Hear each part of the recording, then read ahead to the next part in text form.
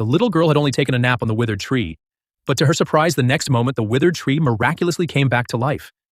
Even the bare surroundings instantly bloomed with flowers and grass. So the old man kneeled and prayed to God, swearing that he would take good care of the little lucky star, but a year later the girl was found chained up in the yard, even starving. She had to fight with the dog for food because the old man who had adopted her had just passed away. The old man's son and daughter-in-law began to mistreat the girl. They would tie her up like a dog, every day starve her, and even plan to turn her into a human dumpling to eat. This scene was by a kind-hearted woman, seeing the girl about to be eaten. The woman rushed to stop them when she saw the woman holding a basket of sweet potatoes. The old man's daughter-in-law allowed her to exchange the sweet potatoes for the girl, unable to bear the thought of such a cute child being eaten.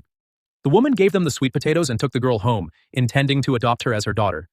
But when her mother-in-law and brother-in-law saw she had traded the family's emergency rations for a girl, they were too furious to speak after all their own family was close to starving to death.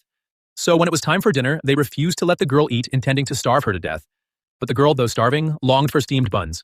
Yet in the famine era, even the governor couldn't get steamed buns. How could a poor child like her have any but? The next moment, steamed buns fell from the sky like rain pounding into their yard. This made the woman realize that the girl was no ordinary child. To test it further, the woman asked the girl if there was anything else she wanted to eat. Surprisingly, the girl said she wanted meat. The next second, several wild rabbits ran right into their yard. This made the mother-in-law and brother-in-law overjoyed. After all, their eldest grandson hadn't had meat in ages. But only the woman knew the girl was a little lucky star who could make her wishes come true. When the neighbors saw the woman's family eating meat, they realized the woman's house must have plenty of food. They felt they had sold the girl too cheaply. So under the cover of darkness, they snuck into the woman's house and stole all the steamed buns and rabbit meat. However, the girl noticed everyone fought to grab the food, but the elderly mother fainted from weakness. Yet the brother-in-law and his wife weren't concerned about her health. Instead, they were upset about the lost buns. To prevent the grandmother from dying from the pain, the family dragged her on a cart to the city to find a doctor. On the way, they happened to encounter the princess, who was giving out porridge on the street.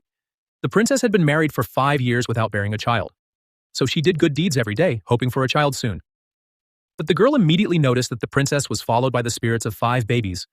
She was certain that the princess was carrying quintets, 4 boys and 1 girl, but the princess with a flat belly refused to believe it and worried about not having a child.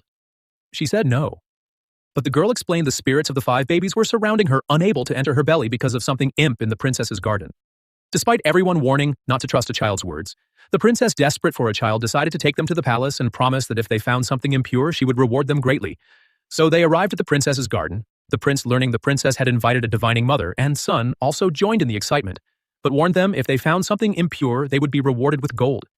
If not, they would be executed for deceiving the royal family. They dug for a long time, but only found a stone.